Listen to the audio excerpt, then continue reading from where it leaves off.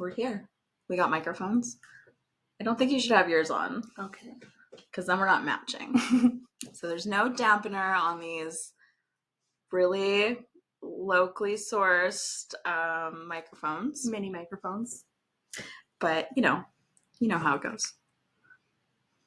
I have been meeting up every week and discussing this podcast for quite some time over the last several weeks. Trying to just figure out. Trying to figure out because we don't want to waste anyone's time. We want you to enjoy the show and we want to entertain, enlighten, and make you laugh. Make you laugh a little. A little. Hopefully.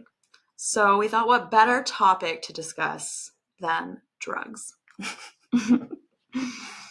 And so both of us are on Vyvanse. We just started. Well, actually, I just took one of Adderall. Just being real with you. I do not condone the use of illicit substances, or if you're not prescribed by a doctor, always do what's best for your health. I know that I am very ADHD, and I honestly just haven't had a family doctor in so long. Mine actually passed away pre-COVID, so I have been to some therapists, though, and my ADHD has been prescribed that way. And I have tried other ADHD medications. So, she just got her prescription. I'm on day 4 or 5. And we're seeing some side effects that we're not quite sure if it's the right one. Yeah. I mean, there's some benefits, definitely. Immediately, I noticed the quiet inside my brain, but the side effects are pretty gnarly for me. The gut region. Yeah, the guts, and I can't eat. And I'm like, I could be so hungry, make food, sit down. Nope, don't want it. And anxiety. I don't really struggle with anxiety much anymore, but in these last 5 days, it's like, it's rearing its head pretty gnarly, and I don't appreciate that much for no reason either. So I'm not a fan of the side effects. It is a stimulant on another level. I mean, it's a methamphetamine essentially, and I really don't want to mess up the pharmacology of it. But it's like a derivative of a methamphetamine, which is interesting because I saw something today which was talking about Requiem for a Dream, just unique things about that film. And one of the things they did was that they did so many quick clips in it to replicate extreme addiction. And on average, there's 600 and something clips. So I can't quote it directly, but on average in a film, there's 600 different takes, clips, scene changes. In Requiem for a Dream, there's way more than that. And I thought that was also really interesting. And so in Requiem for a Dream, if you haven't seen it, it's a meth addiction with his mom. There's also heroin and things like that. But as we know, historically, meth was prescribed to housewives and stuff to make them more productive. And so I just think it's interesting that it's a new iteration of that, just branded different, sold a little different, and it's a little different compound, obviously. It's still a Schedule 2 drug, though. Ashley works in healthcare. Yes. We should say that. She's not a nurse. I'm not a nurse. But she did take a certificate program? Yes. For unit clerk. Medical office assistant, unit clerk. So she knows some terms. She knows the culture. Actually, she gets interesting perspective, too, from the culture, because she's the hub at the hospital. Did you know that the hospital's address is 666? Yeah, 666 Fifth Street. What do people think about that? Depends on the person. Some people don't care. Some people come in. Some people call and harass and be like, do you guys know 666? Devil, demon. I mean, it is kind of interesting in such a Christian town that's what they built the hospital. This town was supposed to be the epicenter of settlement in Alberta. That's why they built that church, the St. Pat's Church. I always think about when it was built. I don't know the history. Maybe I should look into the history before I say this.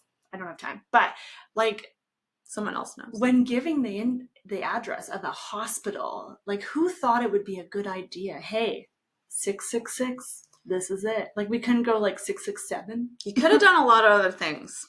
Didn't. I mean, because all the houses popped up around the hospital, right? Like, there's some old houses that, yeah, we need to look into this. If anyone knows anything about the Mezenat Hospital and some cool historical facts, you should definitely let us know. I'd like to know more. Yeah. Healthcare is quite a topic. It's quite a dividing topic, actually. There's moving parts of it, though. There's so many aspects of healthcare. Did you see that doctor just died? Yes, I did. Dr. Jordan. Dr. Jordan. Yeah. He was an emerge doctor. I read his obituary today in the Mezenat newspaper, and it really seemed, just based on his picture alone and based on what the people wrote, seemed like a really humble and nice man. Very kind, super kind, and like, yes, humble. And like, it's too bad because I feel like there's a lot of a-hole doctors. I actually had a friend tell me today that I had coffee with, that his doctor in Lacombe is like an obese 500-pound asshole. And like, that's the only doctor he has access to. And actually, he was just taken off his list because he hadn't gone there in so long. Yeah, I mean, there's a lot of doctors out there who do the job well, and like, bedside manner is huge, right? Obviously, and it's great. But then you have other doctors who kind of sort of have what I call a God complex because they're doctors and they're like, you know, go to school for so long and they know all this stuff, which rightfully so, I understand, but also be nice. Like, have some more compassion, be more understanding of this day and age, which a lot of. And we are kind of like gendering, like typically male doctors we see, but of course there's women doctors. So we can't really. But in general, it's like, yeah, the male doctor thing. I mean, I have another friend who has doctors as friends, and I've obviously known doctors. And, you know, society really loves a doctor. And as the flip side, though, I feel like as a doctor, they have so much more, what's the word, like, to uphold, right? Like, we go to them because they have the answers. Yeah, and they're like kind of put in a system that limits their own ability to like work on themselves to become better people, right? Like, it's. But also the flip side is like, you have people who abuse the healthcare system. So then you have doctors who've been in for years who are like they know their stuff, and then people come in and get mad at them because they think the doctor is wrong, right? And you have repeated of that. Like, that's hard to deal with too. So like, as a person, as a doctor, as a person, like, I can see why. Yeah, and they're kind of having to adapt to the zeitgeist information that's outside of the system, that's outside of the textbooks, that has evolved.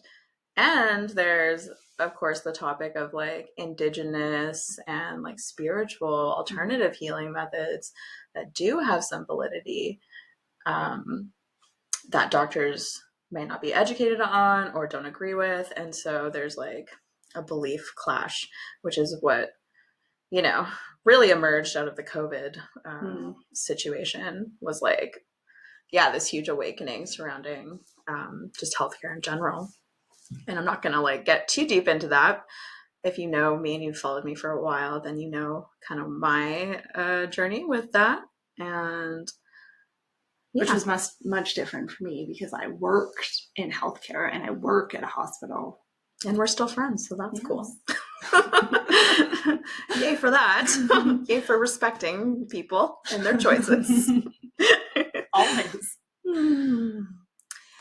Yeah, so I don't know. I feel like the Vyvanse, I took it quite late in the day because I knew that we were doing this, and I've been having a really hard time sitting down at my computer to deal with just like processing the video files and like sitting down. I've been job searching and just flying by the seat of my pants a little bit. So I don't really want a real job. So I know podcasting is not really a career, but we're going to make it a career. You know what? I think Medicine Hat, and I think many of you would agree, that we need more perspectives, more stories told, more positive,